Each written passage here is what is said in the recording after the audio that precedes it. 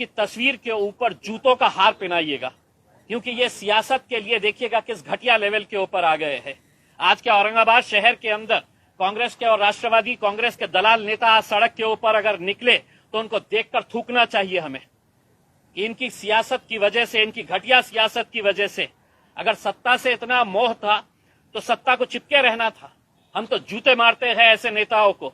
हम पूछना चाहते हैं शरद पवार से, या मुंह में लड्डू लेकर बैठे हुए थे।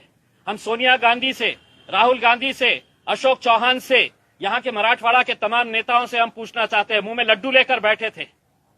अब आओ औरंगाबाद में आपकी खातिर हम कैसी करेंगे जरा देखिए। ये हम तो चलिए औरंगाबाद और उस्मानाबाद को हम खेल लिया जाए करके। उसमें उद्धव ठाकरे साहब, हम आपकी इज्जत करते थे, लेकिन जब आप ऐसे फैसले करने के ऊपर आ गए हैं, जब जाने लगे थे तो जरा अच्छे से चले जाते तो ज्यादा बेहतर था। मैं औरंगाबाद की आवाम से अपील करना चाहूंगा, अब ये मामला केंद्र के सरकार के पास गया है।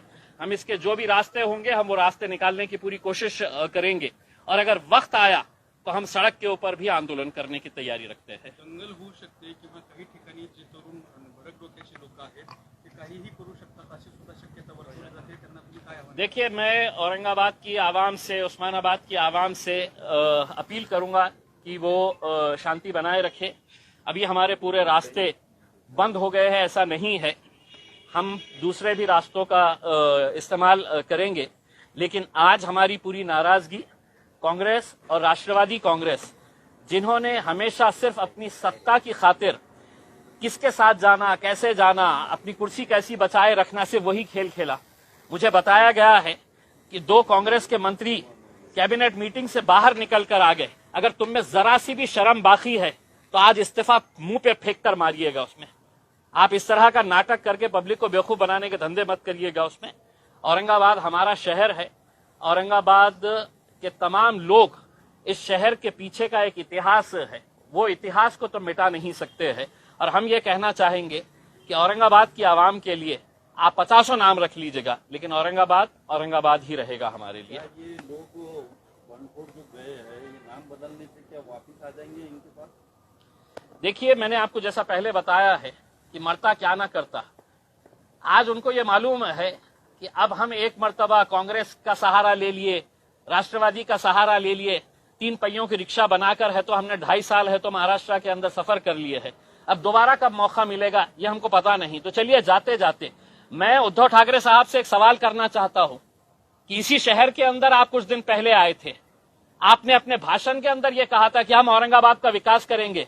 उद्धव साहब, कौन सा जादू किया आपने, छड़ी चलाए इस शहर के ऊपर कि पूरा विकास हो गया, और आपने फिर है तो नामकरण का फैसला ले लिए है करके। उसमें आप ही की जबान के ऊपर आपने कहा था कि नहीं, मैं इस शहर के अंदर पानी पहुंचाऊंगा, हम इस शहर का विकास करेंगे करके। उसमें ऐसा क्या हो गया, इसका जवाब भी दीजिए आप, और आपको जवाब देना पड़ेगा उसमें। अब आप मुंह छुपाकर बैठ नहीं सकते हैं।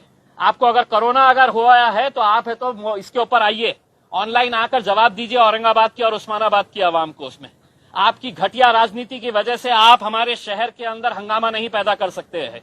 ये शहर हमारा है, और इस शहर के लिए अगर आप घटिया राजनीति खेल रहे हैं तो हमको उसका भी जवाब देना आता है, और अच्छी तरह से देना आता है। मुद्दा केंद्राच्या कोर्टात गेलेला आहे, तुम्ही आता केंद्राकडे काही ऍक्टिव्हिटी करणार आहात का? बिल्कुल करेंगे।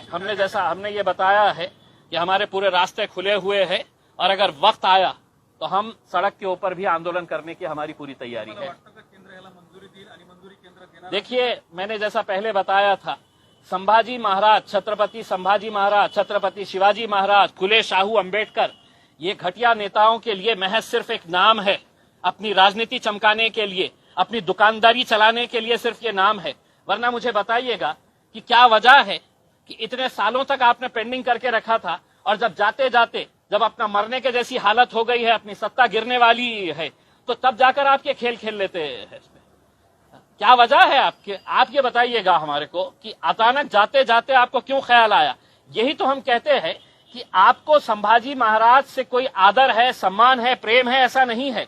आप उनका नाम लेकर अपनी राजनीतिक दुकान चलाना चाह रहे थे, इसीलिए तो आज आपने ये फैसला अपने फायदे के लिए, अपने राजनीतिक स्वार्थ के लिए लिया है। अब केंद्र सरकार के अंदर गया है, अब केंद्र सरकार ये कहेगी, सोचेगी कि ये फैसला तो कैबिनेट में शिवसेना ने लिया है, अब इसका फायदा हमको मिलेगा या नहीं मिलेगा। तो भारतीय जनता पार्टी भी सोचेगी कि भाई हमने अगर इमीडिएट अगर इसका फैसला ले ले तो इसका क्रेडिट शिवसेना को चले जाएगा। तो संभाजी महाराज से किसी को मोहब्बत है, इनको ऐसा नहीं है। हम तो ये साफ कहते हुए आए हैं कि हम छत्रपति संभाजी महाराज, छत्रपति शिवाजी महाराज, फुले, शाहू, अंबेडकर, हमने कभी भी अपने राजनीतिक स्वार्थ के लिए इन लोगों का नाम नहीं लिया है। ये बहुत महापुरुष है, हम इनका आदर सम्मान पूरी तरह से करते हैं, लेकिन अपने राजनीतिक स्वार्थ के लिए कभी भी इनका नाम का इस्तेमाल नहीं किया है, जो ये राजनीतिक पार्टियां आज तक करते आए हैं। सवाल ये है सर दूसरा कि अभी नाम तो बदल दिया है, लेकिन कांग्रेस और राष्ट्रवादी कांग्रेस के लोगों ने मुस्लिम समाज को, मुस्लिम वोटर्स को धोखा दिया है। देखिए, मैं यही सवाल शरद पवार साहब से पूछना चाह रहा हूं। राष्ट्रवादी कांग्रेस के जितने भी नेता हैं, और खास तौर से मैं औरंगाबाद के उन दलाल नेताओं को कि आज रात में अगर तुम में हिम्मत है तो शहर के अंदर घूम के बताओ। राष्ट्रवादी कांग्रेस के और कांग्रेस पार्टी के जितने भी नेता हैं, मैं तुमको चुनौती दे रहा हूं कि अगर आज शहर के अंदर तुम्हारे में हिम्मत है तो आओ, निकल के बताओ। पुराने शहर के अंदर तुमको हिम्मत नहीं है, तुम निकल नहीं सकते हैं बाहर उसमें, क्योंकि कहीं ना कहीं तुमने लोगों के साथ खिलवाड़ किया है, लोगों के साथ धोखा किया है तुमने। और यही वो आएंगे अब कुछ महीनों के बाद, जब चुनाव होंगे तो इनको जवाब मिलने वाला है, और पब्लिक कैसा जवाब देगी आप खुद समझिएगा।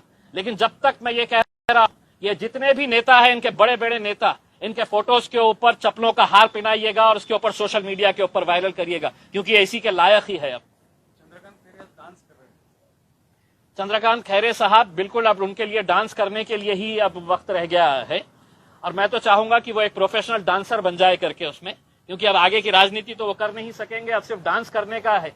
क्योंकि ये मुद्दा पिछले 25 सालों से चंद्रकांत खैरे साहब के लिए उनकी रोजी रोटी का जरिया था ये।